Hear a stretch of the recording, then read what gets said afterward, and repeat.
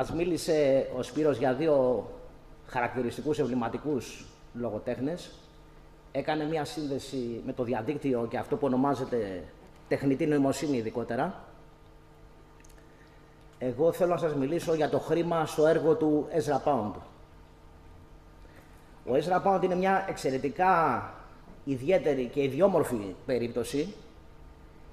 Να το πω εν συντομία για να το συνδέσω πριν περάσω αυτά που έχω να πω με αυτά που είπε ο Σπύρος. Ένα μυαλό το οποίο μάλλον χωράει όλο το διαδίκτυο. Ένα μυαλό που δουλεύει σε όρους διαδικτύου, μπορούμε να το πούμε αυτό σε σημερινούς όρους, και ταυτοχρόνως ένα μυαλό το οποίο γράφει ποίηση, που δεν είναι ακριβώς ποίηση, θα δούμε τι είναι, κατά τρόπο που καμία μηχανή, αυτή που καλείται μηχανή τεχνητής νοημοσύνης, θα μπορούσε ποτέ να δημιουργήσει. Ποτέ όμως.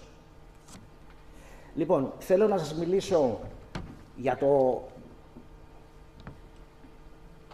χρήμα στο έργο του Ezra Pound. Αυτό θα το κάνω στην τρίτη ενότητα της ομιλίας μου, η οποία έχει τον τίτλο «Σφίγγα». Η σφίγγα του Ιδίποδα. Για ποιο λόγο θα το καταλάβετε. Για να μιλήσω για αυτό όμως, πρέπει να δώσω ένα περίγραμμα της ζωής του Pound. Και δεν αρκεί το περίγραμμα, πρέπει να δώσω νομίζω και τα σημεία καμπής της πορείας του Pound. Έτσι λοιπόν, στην πρώτη ενότητα δίνω τον τίτλο «Κύκλος» και στη δεύτερη ενότητα «Συστροφές και ανελήξεις». Συστροφή από το αναδίπλωση, κουλούριασμα. Ο Ezra Pound γεννήθηκε το 1885 στο Χέιλι του Αΐνταχο των ΗΠΑ. Το 1908 τύπωσε την πρώτη ποιητική συλλογή του με τίτλο «Αλούμε Σπέντο» στη Βενετία. Εν συνεχεία διέμεινε για 13 χρόνια στην Αγγλία και για 5 χρόνια στο Παρίσι.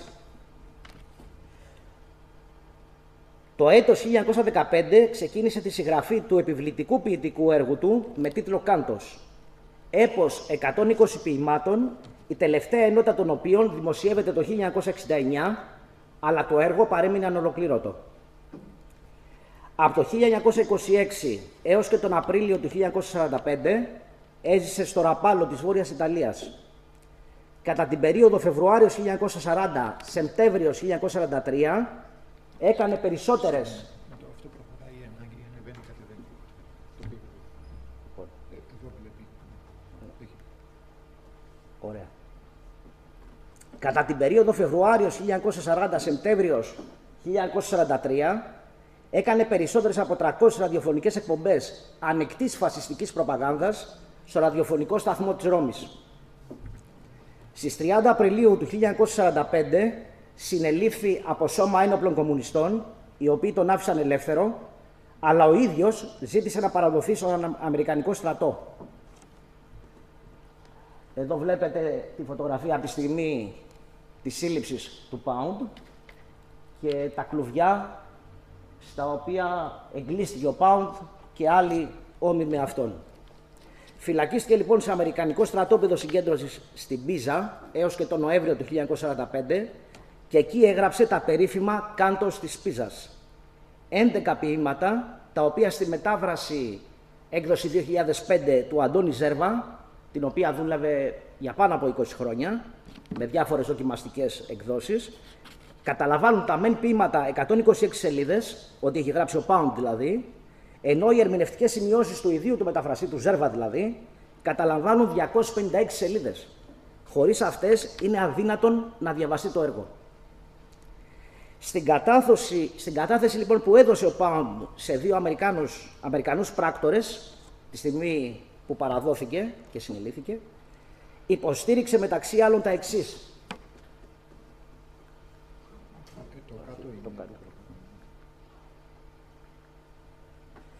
Παραδέχομαι πως στις εκπομπές μου του 1942 και 1943 στο ραδιοφωνικό σταθμό της Ρώμης κατηγόρησα τους διεθνείς χρηματιστές της Νέας Υόρκης και άλλων πόλεων που συνομώτησαν για να παρασύρουν τις ΗΠΑ στον τωρινό πόλεμο. Αφού σχηματίστηκε η φασιστική ρεπουμπλικανική κυβέρνηση στη Βόρεια Ιταλία το φθινόπωρο του 1943, ήρθαν σε επαφή με τον Πελεγκρίνη, που ήταν υπουργός Εθνικής Οικονομίας, και του υπέβαλα το σχέδιό μου περί σφραγισμένου νομίσματος, ώστε να χρηματοδοτήσει τη νέα κυβέρνηση. Αυτό το σχέδιο περί σφραγισμένου νομίσματος και η έννοια του σφραγισμένου νομίσματος προέρχεται από τον οικονομολόγο αυτοδίδακτο και κοινωνικό μεταρρυθμιστή Σίλβιο Γκέζελ, στον οποίο θα αναφερθούμε αργότερα.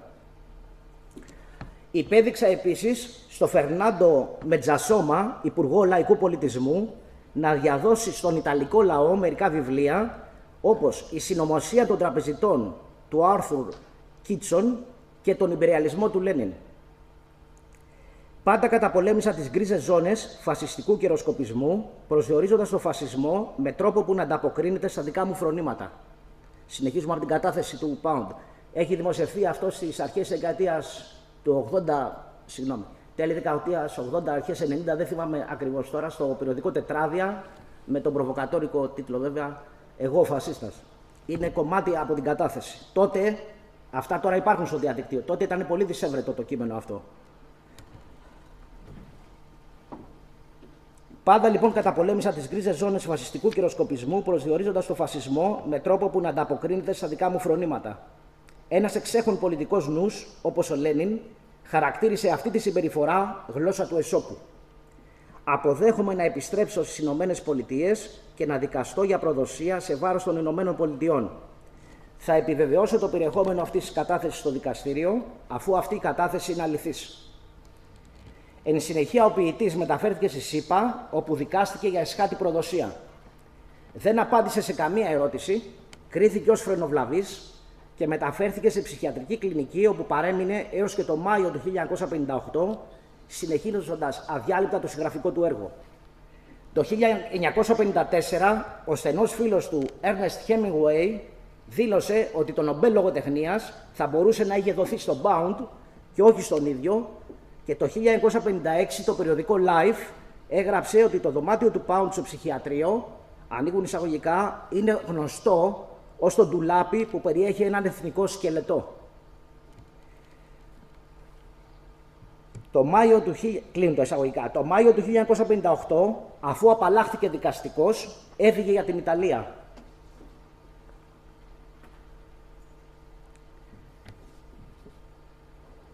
Μόλις έφτασε στην Νάπολη με πλοίο, απίφθινε φασιστικό χαιρετισμό στους δημοσιογράφους και δήλωσε ότι η ΗΠΑ είναι ένα άσυλο φρενοβλαβών.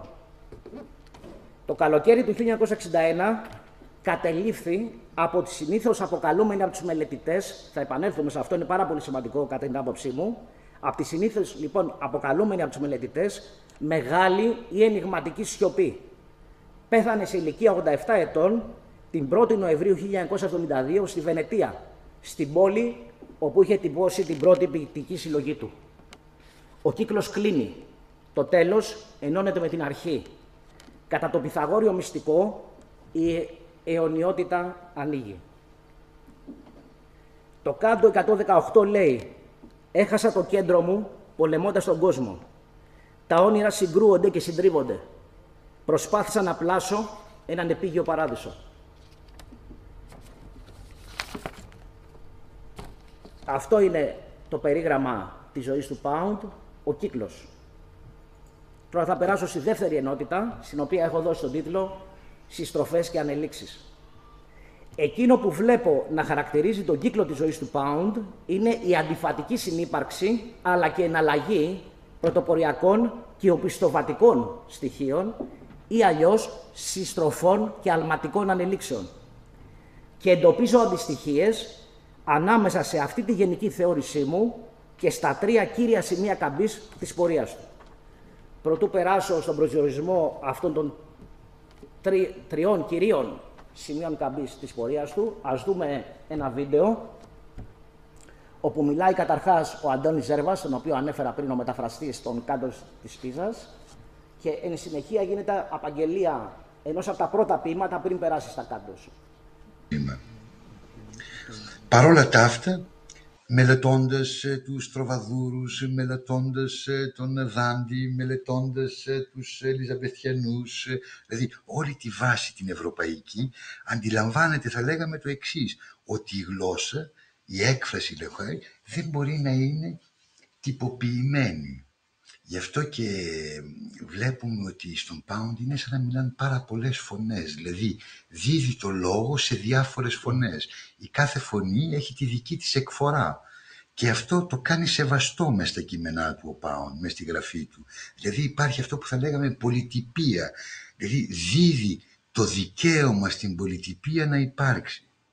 Στο Λονδίνο, ο νεαρός Έσδρα μαθητεύει δίπλα στον Ιρλανδό ποιητή William Butler Yeats, εκδίδει ποίηματα, κριτικές και μεταφράσεις και πρωταγωνιστεί στη διαμόρφωση των νεωτερικών κινημάτων στη λογοτεχνία.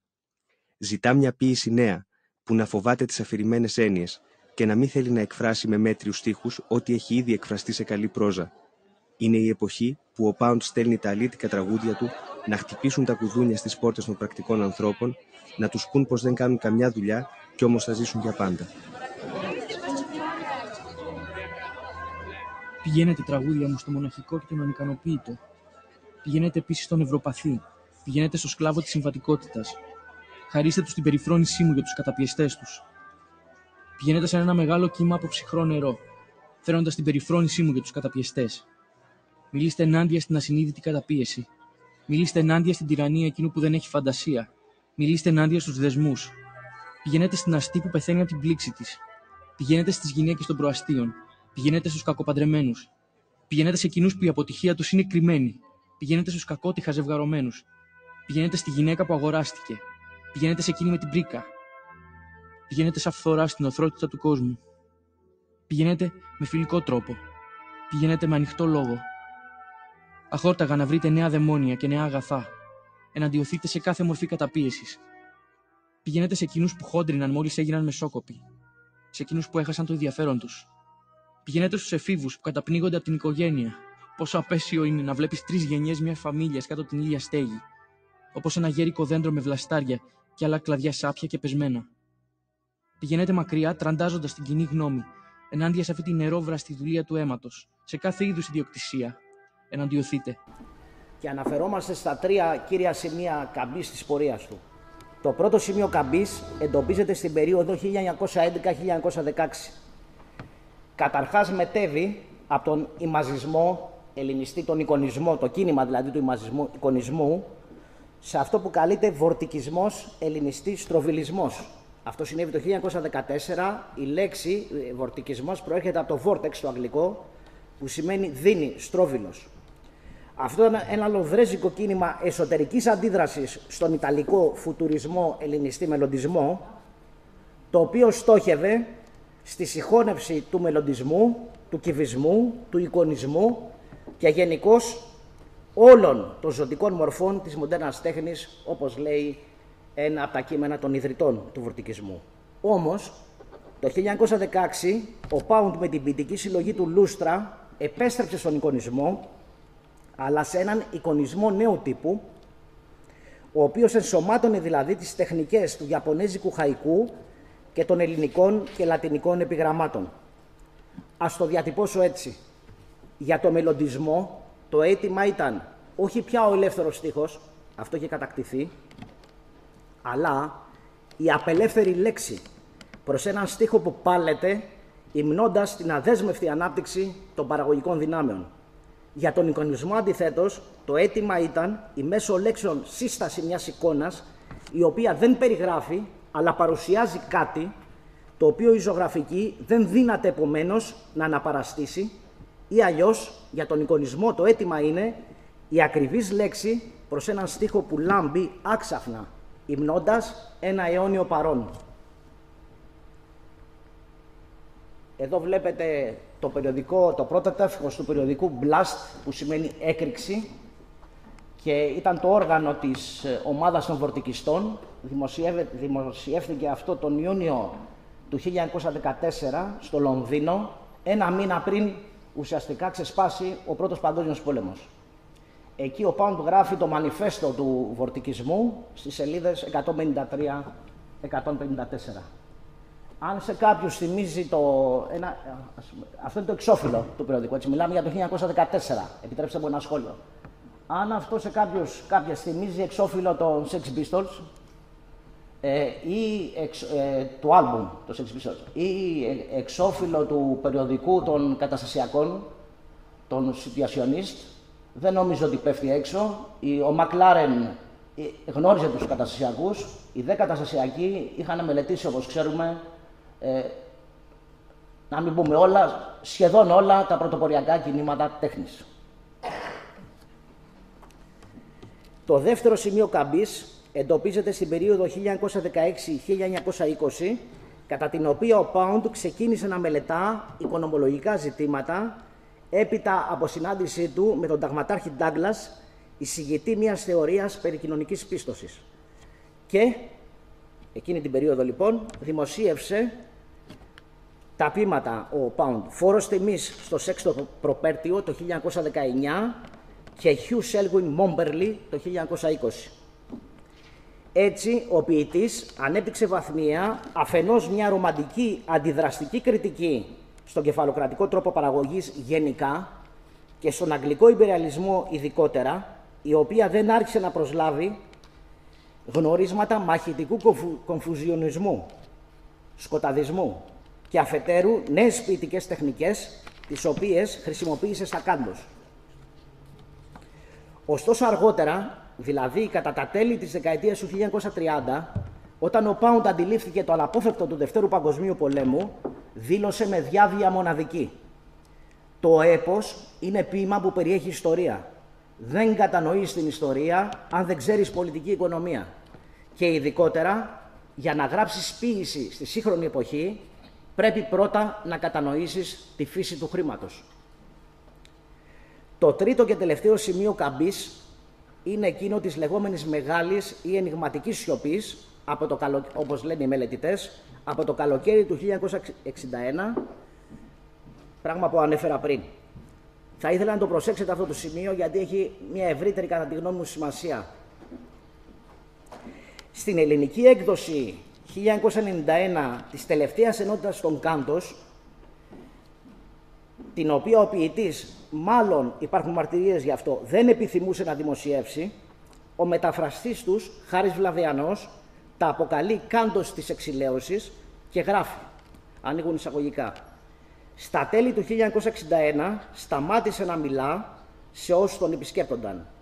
Είχε υιοθετήσει μια σχεδόν απροσπέλαστη σιωπή και είχε περιέλθει σε μια κατάσταση που τα συμπτώματά της θύμιζαν βαθιά κατάθλιψη». Κλείνω το εισαγωγικά. Τον Σεπτέμβριο του 1967, ο Pound είπε στον Άλεν Κίσμπερκ, ο οποίος τον είχε επισκεφτεί στο Ραπάλο, το εξής: «Η κατάθλιψή μου είναι περισσότερο νοητική παρά φυσική». Ξαναγυράμε πάλι τώρα το 1991, όπου η κόρη του ποιητή, Μέρι Ντε Ράχεβιλτς, σε μια τηλεοπτική συνέντευξή της στο Χάρη Βλαβιανό, δέχτηκε ότι το όραμα του Pound, παρέμεινε ακλόνητο και υποστήριξε ότι, ανοίγουν εισαγωγικά, κατήφθηνε την υπεράσπιση του για εσχάτη προδοσία κτλ. Μέσα από την ποίησή του. Το έκανε αυτό μέχρι τέλους, παραμένοντας σιωπηλός. Κατά τον Αμερικανικό νόμο, η σιωπή ισοδυναμεί με αθωότητα. Νομίζω πως τέλειωσε τη ζωή του με όμορφο τρόπο. Κλείνω το εισαγωγικά. Τέλος, ακόμα και συστηματικοί μελετητές έχουν γράψει ότι η τελευταία φορά όπου ο ποιητής μίλησε για τη ζωή και το έργο του ήταν στη συνέντευξη που έδωσε το 1963 στον Γκράτσια Λέβη για το περιοδικό Επόκα. Είναι ανακριβές. Για παράδειγμα, τον Οκτώβριο του 1967 έδωσε εκτενή συνέντευξη για την Ιταλική τηλεόραση σε μια ομάδα επιφανών Ιταλών δημιουργών, στην οποία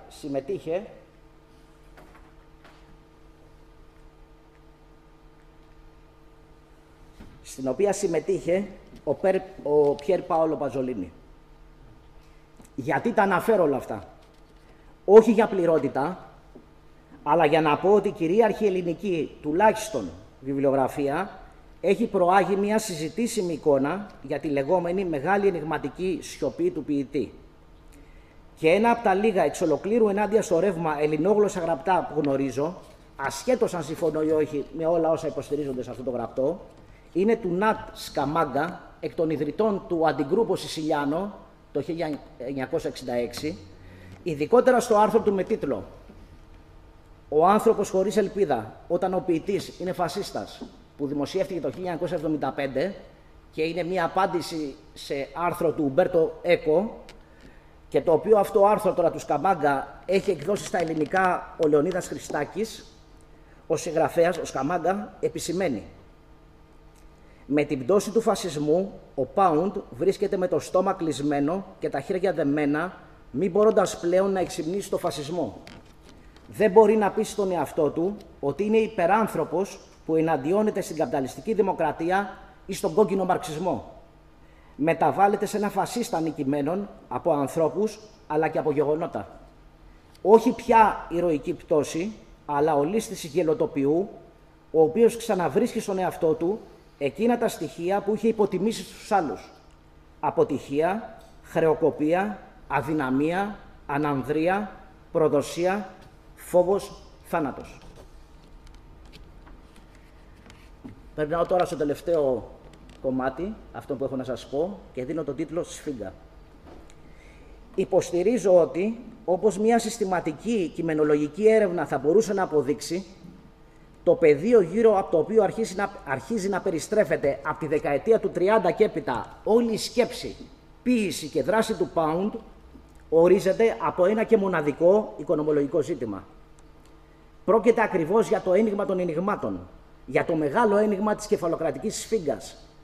Ποια είναι η πηγή των συνολικών κεφαλοκρατικών κερδών, δηλαδή των επιχειρηματικών κερδών, των τόκων και των προσόδων. Η λύση του μεγάλου ενίγματος έχει δοθεί από τη μαρξική και σραφαϊανή αντικειμενιστική και ηλιστική κριτική υπέρβαση της πολιτικής οικονομίας. Πρώτον, η πηγή των συνολικών κερδών βρίσκεται στη θεμελιώδη σχέση παραγωγής, του κεφαλοκρατικού τρόπου παραγωγής, δηλαδή στη σχέση μισθωτής εργασίας. Δεύτερον, χρήμα είναι το μέσο έκφρασης της αφηρημένης κοινωνικής, διεθνικής εργασίας, το οποίο εμφανίζεται ως μέτρο της σχέσης ανταλλακτικής ισοδυναμίας των εμπορευμάτων, δηλαδή των τιμών. Τα κέρδη είναι απλήρωτη, αφηρημένη κοινωνική εργασία. Τα κέρδη, τέλος, δεν είναι προϊόν απάτης, επιτιδιότητας, τοκογλυφίας ή ακόμα εκμετάλλευσης ανθρώπου από άνθρωπο. Είναι προϊόν εκμετάλλευσης τάξης από τάξη, της προλεταριακής τάξης από την κεφαλοκρατική. Εδώ βλέπετε επίσης, σε αυτή την παράσταση, δεν θα επιμείνουμε βέβαια,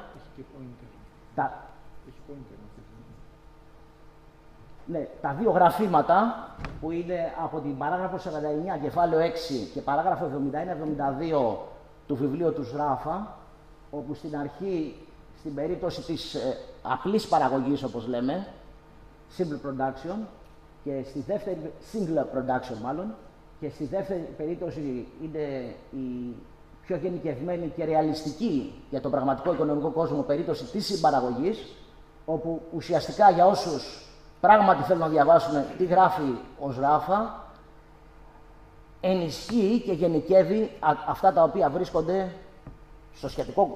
στα σχετικά κομμάτια του κεφαλαίου, του Μάρξ εννοώ.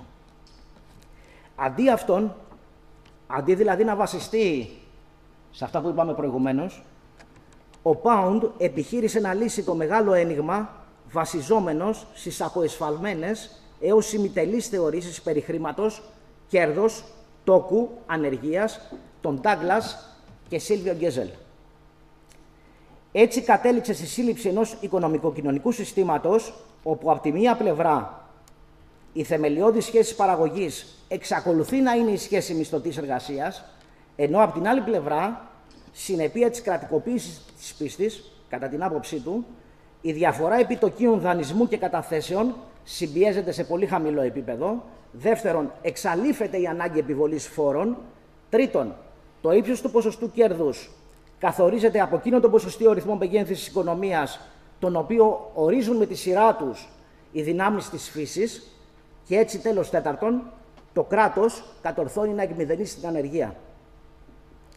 Σε αυτή δε την αντίληψη του Pound περί δυνάμεων της φύσης ανάγονται τα διάφορα προδρομικά οικολογικά μοτίβα που όντως υπάρχουν στο Κάντος και σωστά τα αναδεικνύουν οι μελετητές, αλλά όχι, τουλάχιστον όσο εγώ γνωρίζω, με την επισήμανση ότι υπάγονται σε εκείνη την πλέον αυτοσυνεπή, κατά τη γνώμη μου, εκδοχή της βαθιάς οικολογίας, η οποία καλείται οικοφασισμός. Με μια λέξη, ο ποιητής φαντάστηκε. Τι έχει φανταστεί ο ποιητής? Έχει φανταστεί έναν κεφαλοκρατικό τρόπο παραγωγής, απαλλαγμένο από τις μάστιγες του τόκου, των φόρων και της ανεργίας. Έναν πλουτονικών διαστάσεων επίγειο παράδεισο. Το 1939, ανακατεύοντας αποσπάσματα από τον υπεριαλισμό του Λένιν με ρίσεις του Χίτλερ, ο Pound κηρύττει: η τοκογλυφία είναι ο καρκίνος του κόσμου, τον οποίο μόνο το χειρουργικό μαχαίρι του φασισμού μπορεί να αφαιρέσει από τη ζωή των εθνών.